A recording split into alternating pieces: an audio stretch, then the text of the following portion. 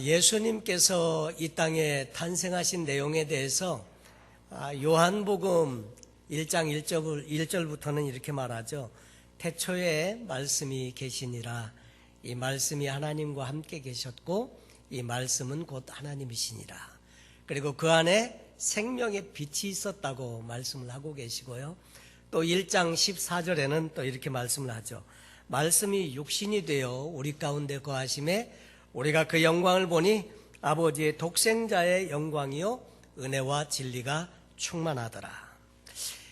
여러분, 예수님은 역사 속에 찾아오신 하나님이심을 이야기해 줍니다. 말씀이 육신을 입으시고 이 땅에 내려오셨다. 그래서 이 크리스마스는 원래 그 크리스마스라는 말이 그리스도라고 하는 말과 메스, 다시 말해서 예배라고 하는 말, 예수님을 예배한다는 의미에서 그리스도와 예배가 합쳐진 합성어로서 크리스마스, 그리스도를 예배한다고 하는 날이 바로 크리스마스이죠. 다시 말해서 그리스도께 경배드린다, 예배드린다, 그 말의 뜻이 크리스마스라는 거예요. 근데 이 예수님이 이 땅에 오셨는데, 하나님이 육신을 입고 이 땅에 오셨는데 왜 오셨을까? 성경을 보는 눈이, 안경이 필요하다고 했죠. 어떻게라는 안경을 쓰지 말고 왜라는 안경을 쓰고 성경을 보면 많은 것들을 우리가 발견하게 된다고 했습니다. 왜 예수님은 이 세상에 오셨을까? 1950년대 말에 디트로이트에 입실렌티라고 하는 병원에, 정신병원에서 생긴 이야기입니다. 수백 명의 환자가 그 병원에 치료를 받고 있었는데, 지저스 크라이스트라고 하는 이름을 가진 환자가 3명이 있었대요. 예수 그리스도라고 하는 이름을 가진 환자. 그 기록에는 각자 본명이 따로 있었지만 자기들이 예수 그리스도라고 우겨가지고 병원 측에서는 이 사람들을, 근데 3명이나 되다 보니까 나이 순서에 따라서 예수 1, 예수 2, 예수 3 이렇게 갖고 그 병동에 예수님이 3명이 같이 치료를 받고 있었습니다. 첫 번째 예수가 말하기를 내 너희에게 분명히 이르노니 나를 경배하고 숭배해야 돼. 그렇게 착 얘기를 하니까 두 번째 예수가 반박을 하면서 논쟁이 생겼습니다. 아니야, 너는 피조물에 불과해. 현실을 직시해야지. 그러면서 두 번째 예수가 이야기를 하더랍니다. 잠자코 듣고 있던 세 번째 예수는 분노로 얼굴이 일그러지면서 너희들은 그리스도가 아니야. 내가 바로 그리스도다. 그러면서 또 이렇게 이야기를 하고, 그래서 이 세 사람만 모이면 항상 자기들이 진짜 예수라고 우기는 바람에 늘 문제가 많이 있었습니다. 당시에 아이젠하워나 후르시초프나 세계적으로 유명한 사람들의 이름들이 나올 법도 한데 왜 하필 지저스 크라이스트냐 하는 거죠. 이 같은 사실을 전해들은 사회심리학 교수가 있었는데 밀턴 로키치라고 하는 분이 이 이야기를 듣고 호기심이 발동이 되었습니다. 그래서 병원 측에 양해를 얻고 이 3명을 한 방에 수용하고 이 3명을 한꺼번에 잘 이렇게 관찰을 하면서 이 사람을 세심하게 관찰을 하고 있었는데 서로 토론을 벌이도록 하는가 하면 교수가 직접 주도해서 너희들은 예수가 아니다. 이거를 자꾸 주입시키기도 하고 하면서 교수가 함께 살면서 대화를 하다 보니까 그렇게 하다 보면 언젠가 자기들이 예수 그리스도가 아니라는 것을 깨닫고 정체성을 다시 되찾아서 치료가 되지 않을까. 그래서 그 사람들과 함께 생활하면서 그 사람들을 치료하게 되었던 것입니다. 그런데 그 증상은 전혀 나아지지가 않았고요. 어느 날 그 두 번째 예수가 사회복지국을 찾아가서 이렇게 말했습니다. 나는 그리스도다. 이 병원에선 어떻게 나갈 수 있는지 알아보려고 왔다. 자기가 암담한 현실, 벗어나고 싶은 것은 아는데 그럼에도 불구하고 예수 그리스도는 포기를 하지 않더라 하는 거죠. 그래서 현실이 아무리 절망스럽더라도 자신이 메시아라는 것을 절대로 포기하지 않는 모습을 보면서 이 로키치는 새 예수와 무려 2년 동안을 씨름했지만 결국 그들을 정상적으로 돌리는 데는 실패하게 됩니다. 훗날 그는 그 과정을 책으로 써냈는데 그 책의 제목이 입실렌티의 새 그리스도, The Three Christ of the Ypsilanti라고 하는 책을 쓰게 되었습니다. 이 책의 내용을 기반으로 해서 드라마도 만들어지게 되었고 영화도 나왔습니다. 그래서 미국 사회에 큰 영향을 끼치는 그런 일이 있었는데 이 교수가 한 인터뷰에서 이런 결론을 내렸습니다. 사람은 누구나 신이 되기를 원한다. 현대인들은 이것이 불가능한데도 인정하려 들지 않는다고 했습니다. 그러면서 메시아 컴플렉스라고 하는 말을 써서 그래서 이 신조어가 이 책에서부터 시작이 되었다고 합니다. 예수를, 이 메시아 컴플렉스라고 하는 것은 예수를 우리의 삶 속에서 내몰고 또 그 자리에 자신이 들어앉아 있는 상황을 일컬어서 메시아 컴플렉스라고 한다는 거죠. 그래서 이 메시아 컴플렉스를 갖고 있는 사람들이 모이면 언제나 문제가 많이 생기고 자기들이 스스로가 이렇게 메시아라고 생각하기 때문에 다툼이 생기고 평화가 깃들 날이 없더라 하는 거죠.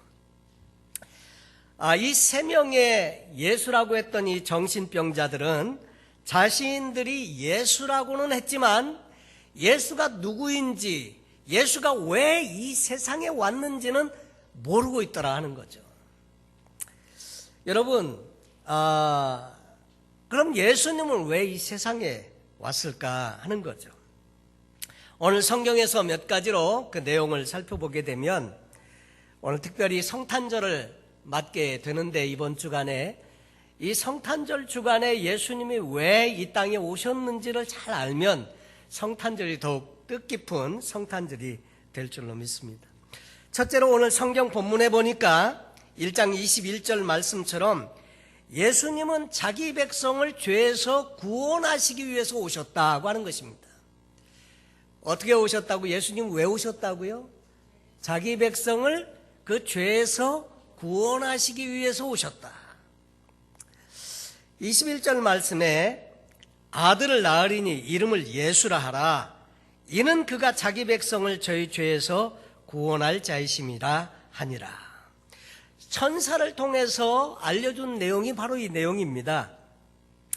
인간의 가장 큰 문제는 인구 폭발로 인한 식량 위기도 아니고요, 또 전쟁 문제도 아니고 에너지 자원의 문제나 환경의 공해 문제, 물론 이런 문제들이 심각한 문제이죠. 그런데 더 큰 인류의 최대의 문제는 죄 문제라는 것을 성경은 지적해 주고 있습니다. 아담이 하나님의 명령을 어기고 불순종한 이후로 하나님을 향해서 끊임없이 반항하고 불순종하는 이 죄가 모든 죄의 기원이고 이로 인해서 세상의 모든 문제들이 파생되어서 나오게 되었더라 하는 거죠.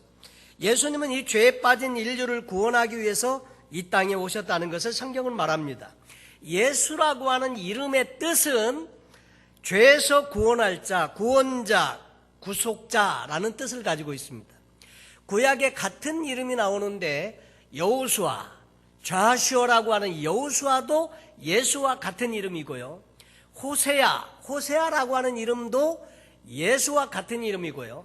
예수아라는 이름도 예수와 같은 이름입니다.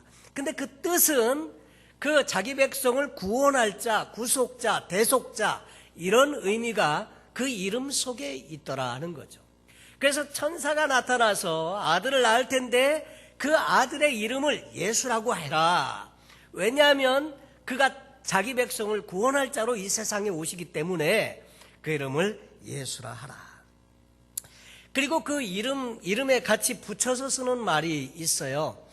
예수 그리스도, 그리스도라고 하는 말은 메시아, 히브리 말로 메시아고 헬라 말로는 크라이스트, 그리스도인데 이 그리스도라고 하는 말은 기름 부음을 받은 자, 다시 말해서 오시기로 약속되어져 있는 메시아, 그분을 지칭하는 말로 그리스도라고 이렇게 이름을 붙여서 사용한다는 거죠. 그래서 예수는 그분의 이름으로 구원자라고 하는 이름이고요.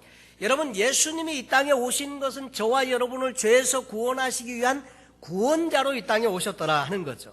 사도 바울은 빌립보에서 전도할 때 사도행전 16장 31절에 이렇게 말씀합니다. 가로되 주 예수를 믿으라. 그리하면 너와 내 집이 구원을 얻으리라. 여러분, 믿으면 구원받는 그분이 구원자로 이 땅에 오신 분이시기 때문에 바로 그렇게 말할 수 있었던 거죠. 그리고 두 번째로 예수님이 이 세상에 오신 목적은 23절에 나와 있는 것처럼 저와 여러분에게 임마누엘의 하나님이 되시기 위해서 이 땅에 오셨다고 하는 거죠. 이 세상에 태어나시기 전에 벌써 이름을 갖고 있었던 사람들이 있어요. 우리도 보면 태어나기 전에 부모님들이 이름을 이렇게 만들잖아요. 그런데 이 이름은 특별히 부모가 만든 것이 아니고 하나님께서 주셔서 만든 이름들인데, 가브리엘 천사가 사가랴와 엘리사벳에게 나타나서 아들을 낳게 될 것인데 그 이름을 요한이라고 해라. 요한, 세례 요한에게도 이미 이름을 주었고요. 마리아에게도 성령께서 잉태낸 것이 나타날 텐데 아들을 낳으면 이름을 또 임마누엘이라고 해라. 여러분, 예수라는 이름은 자기 백성을 저희 죄에서 구원할 자라고 하는 뜻이고, 임마누엘이라고 하는 그 이름의 뜻은 하나님이 우리와 함께 계시다라고 하는 뜻입니다. 그래서 이 임마누엘을 이름으로 택했던 적이 있잖아요. 사람들, 임마누엘 칸트. 저도 처음에는 영어 이름을 뭘로 할까? 그래서 아는 집사님 한 분이 임마누엘이라는 이름이 있더라고요.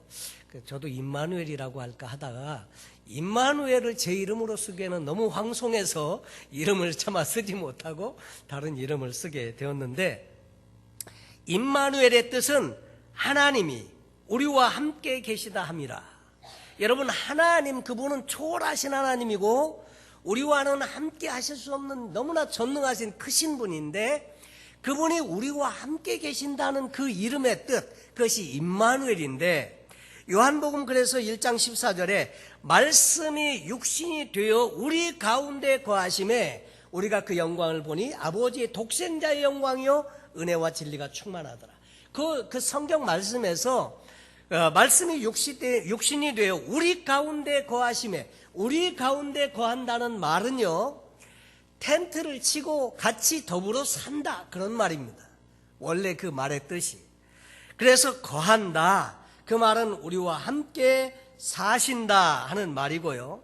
그리고 이 임마누엘의 신앙이라고 하는 것은 저와 여러분의 삶에 얼마나 힘이 되고 용기가 되는 말씀인지 몰라요. 하나님 그분이 저와 여러분과 함께 사신다. 지금도 함께 사시죠. 예수님으로 이 땅에 육신을 입고 오셔서도 함께 사셨지만 예수님이 승천하신 이후에도 성령 하나님은 우리 안에 거하시면서 우리와 함께 사신다는 거죠. 임마누엘. 여러분, 데이비드 리빙스톤이 아프리카 선교사로 가서 그렇게 평생을 헌신했는데, 그렇게 할 수 있었던 비결이 뭐냐 기자가 물어봤을 때 마태복음 끝장 끝절을 봐라, 기자에게 대답을 해줬죠. 거기 보니까 볼지어다 내가 세상 끝날까지 너희와 항상 함께 있으리라 하시니라. 제자들에게 승천하시면서 가서 모든 사람으로 모든 족속으로 제자 삼으라는 말씀을 주시고 맨 마지막에 하신 말씀이 볼지어다 내가 세상 끝날까지 너희와 항상 함께 하시리라. 이 말씀을 주시고 승천을 하셨더라 하는 거죠. 세상 끝날까지, 그리고 항상입니다. 여러분, 하나님이 우리와 항상 함께 하시면요, 얼마나 이것이 큰 힘이 되고 위로가 되는지요. 우리는 혼자 있다고 생각할 때 주눅 들고 그러기 쉽지만 하나님 그분이 나와 함께 계셔요. 얼마나 이것이 우리에게 든든한 삶의 보장이 되고 이것이 우리에게 힘이 되는지 모릅니다. 성경에 나타나신 이 하나님은 존귀하고 거룩하신 분이신데, 디모데전서 6장 15절로 16절을 보면 하나님은 복되시고 홀로 한 분이신 능하신 자시며 만왕의 왕이시며 만주의 주시요 오직 그에게만 죽지 아니함이 있고 가까이 가지 못할 빛에 거하시고 아무 사람도 보지 못하였고 또 볼 수 없는 자시니 그에게 존귀와 영원한 능력을 돌릴지어다. 아멘. 여러분, 이렇게 위대하신 분이 저와 여러분과 함께하고 계세요. 여러분, 그리고 성경을 통해서 참 감사한 것은 이 하나님이 우리 사람을 찾아오셨다는 거예요. 다른 종교는 사람들이 하나님을, 신을 찾아갑니다. 근데 우리가 믿는 하나님은요, 찾아오신 하나님이세요. 여러분, 그래서 어디까지 찾아오셨느냐면 낮고 천한 인간의 자리, 빌립보서 2장 6절로 8절에 보면 그는 근본 하나님의 본체시지만 하나님과 동등됨을 여길 것으로 취하지 아니하시고 오히려 자기를 비워서 종의 형체를 가져 사람들과 같이 되었고 사람의 모양으로 나타나셨음에 자기를 낮추시고 죽기까지 복종하셨으니 곧 십자가에 죽으심이라. 하나님께서, 그 존귀하신 하나님께서 낮고 천한 이 땅에 오실 때 어떻게 오셨느냐면 마국간에, 사관에 누일 곳이 없어서 여인숙조차 이분을 받아들일 수 없어서 마국간에서 말구 위에 누이셨더라 하는 거죠. 이렇게 낮아지신 모습으로 만왕의 왕이시고 만주의 주시고 온 통치자, 이 말씀으로 천지를 창조하신 그분이 그렇게 오시고 끝내는 죽기까지 복종하셨더라. 마침내 십자가에 죽기까지 하셨더라. 이렇게 말씀하시면서 저와 여러분을 찾아오신 하나님이심을 말씀하고 있습니다. 그 하나님의 사랑, 그 일방적으로 베풀어 주시는 사랑이고 정말 그 사랑을 생각하면 얼마나 감사한지. 그래서 이 성탄절은 바로 그 하나님의 사랑을 다시 한번 우리가 기억하고 이 사랑을 이웃들과 함께 나누면서 기뻐하고 감사하는 절기인 것입니다. 지난 주간에 멕시코 떼카떼에서 사역하시는 우리 제동호 선교사님 오셔서 여기 모아두었던 모든 선물들을 다 이렇게 해서 기도하고 이렇게 전달해 드렸습니다. 감사의 말씀을 전화기에 동영상으로 담아 놓았는데 컴퓨터로 트랜스퍼가 잘 안 돼가지고 보여드리지 못하는데 감사하다고 우리 성도님들께 꼭 전해달라고 부탁을 하셨습니다. 여러분, 이렇게 그리스도의 사랑을 깨닫게 되고 찾아오신, 육신을 입고 이 땅에 낮고 천한 모습으로 찾아오신, 성육신하신 그 예수 그리스도는 임마누엘로 찾아오신 바로 하나님이시더라. 여러분, 힘들고 어려운 일이 있을 때마다 나와 함께 하시는 이 임마누엘의 하나님을 기억하시고 힘을 얻게 되시기를 바랍니다. 그리고 세 번째로 예수님이 이 세상에 오신 목적은 마귀를 멸하시며 또 죽기를 무서워함으로 한평생 매여 종노릇하는 모든 사람들을 놓아주려고 하심이라 말씀하고 있습니다. 여러분, 마귀 사단을 멸하시고 우리를 구원해 주시기 위해서 한편으로는 십자가에 달려 죽으심으로 우리의 죄를 사하시는 것도 있지만 동전의 양면과 같아서 그동안 사망 권세를 가지시고 모든 사람들을 종부리듯이 부리고 있는 이 마귀 사단의 권세를 없이 하시기 위해서 그래서 오셨다고 말씀하고 있습니다. 요한일서 3장 8절에서 죄를 짓는 자는 마귀에게 속하나니 마귀는 처음부터 범죄함이니라. 하나님의 아들이 나타나신 것은 마귀의 일을 멸하려 하심이니라. 여러분, 예수님이 이 땅에 오신 것은 마귀의 일, 다시 말해서 하나님과 사람을 분리시키고 나누게 하고 예수 믿지 못하게 하고 범죄케 하고 그렇게 만드는 그 원흉이 있는데 마귀 사단을 멸하시기 위해서 이 땅에 오셨다고 하는 것입니다. 그래서 히브리서 2장 14절로 15절에 보면 자녀들은 혈과 육에 속하였음에, 다시 말해서 자녀들은 누구냐면 저와 여러분입니다. 예수 그리스도를 통해서 하나님을 아버지로 믿고 있는 모든 성도들을 말해서 자녀들은 혈과 육에 속하였음에 우리가 다 육신을 입고 있다는 거죠. 그래서 육신을 입고 있어서 죄 지을 수밖에 없고 우리가 연약할 수밖에 없는데 그도 또한 같은 모양으로 혈과 육을 함께 지니심은, 그는 누구시냐면 예수님이십니다. 이 땅에 육신을 입고 오신 예수님, 그도 또한 같은 모양으로 저와 여러분과 같이 같은 육신을 입고 혈과 육을 함께 지니신 그 이유는 죽음을 통하여 죽음의 세력을 잡은 자, 곧 마귀를 멸하시며, 예수 그리스도께서 십자가의 죽으심으로 말미암아 그 죽음을 통해서 원래 사망 권세를 가지고 사람들을 다 부리지 않습니까? 사람들이 죽음 앞에는 다 숙여나고 머리를 숙이는 이유는 죽음이 사람이 만날 수 있는 최고의 가장 높은 수준이기 때문에, 너 죽어 그러면 꼼짝 못 하잖아요. 그래서 이 사망 권세 아래 다 사람들이 종노릇하면서 살고 있는데, 이 예수 그리스도의 죽음을 통해서 죽음의 세력을 잡은 자 곧 마귀를 멸하시며, 어떻게 마귀를 멸해요? 죽으셨다가 사흘 만에 부활하심으로 말미암아 사망 권세를 깨뜨리신다는 거죠. 그래서 죽기를 무서워함으로 한평생 매여 종노릇하는 모든 자를 놓아주려 하심이니, 그래서 우리는 죽음이 끝이 아니라는 것을 압니다. 이 죽음 이후에 저 영원한 천국이 있고 하나님은 그 천국을 우리에게 선물로 주시기를 원하시는 것, 그것을 우리가 알게 된다는 거죠. 그래서 예수님께서 이 땅에 오셔서 그래서 육신을 입고 오시게 했고 우리를 위해서 죽으시게 했더라 하는 거죠. 이 말의 뜻은 뭐냐면, 예수님께서 왜 육신을 입고 이 땅에 오셔야 했느냐면 저와 여러분을 위해서 십자가에 죽으시기 위해서 오셨다는 거죠. 육신이 없으시면 죽으실 수가 없다는 거죠. 보혈의 피를 흘려 드릴 수가 없기 때문에, 그래서 부득불 육신을 입으시고 이 땅에 오셨고 죽으심을 통해서 죽음의 세력을 잡은 자 곧 마귀를 멸하시기 위해서 이 땅에 오셨다는 것을 말씀해 주고 있습니다. 여러분, 우리가 주님 안에서 누리는 이 자유, 이 믿음의 담대함은 하나님께서 이 성탄절에 우리에게 주시는 선물이 아닌가, 이런 생각을 하게 됩니다.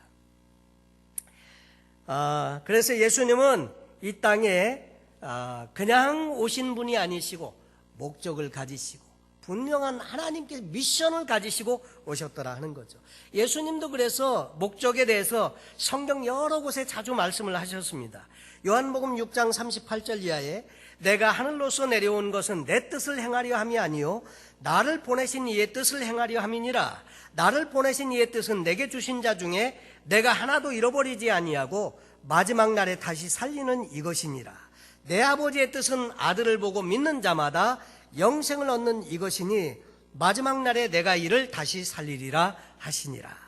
또 마가복음 2장 17절에도 내가 의인을 부르러 온 것이 아니요 죄인을 부르러 왔노라. 또 10장 45절에도 인자에 온 것은 섬김을 받으려 함이 아니라 도리어 섬기려 하고 자기 목숨을 많은 사람의 대속물로 주려 함이니라.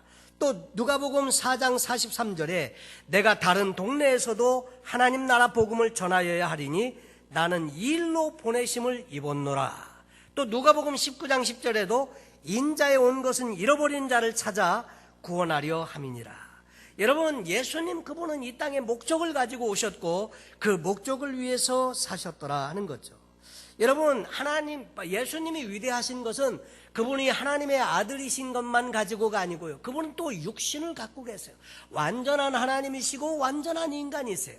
그분께서 이 땅에 오셔서 저와 여러분을 위해서 자신의 모든 것을 다 포기하시고 내어주시고 성육신의 삶을 사셨더라 하는 거죠.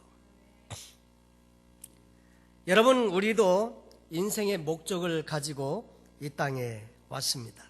그 목적을 가지고 어떻게 우리가 그 목적을 이루면서 하나님께 기쁨이 되는 삶을 살까, 이것은 대단히 중요한 삶이라고 생각되어집니다. 1998년도에 스티븐 스필버그 감독이 제작한 금세기 최고의 영화라고 평가되는 영화 중에 하나죠. 라이언 일병 구출작전이라는 영화가 있습니다.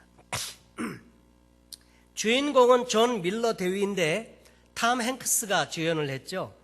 그리고 그 부대원들이 어떤 작전 명령을 수행하는 내용입니다.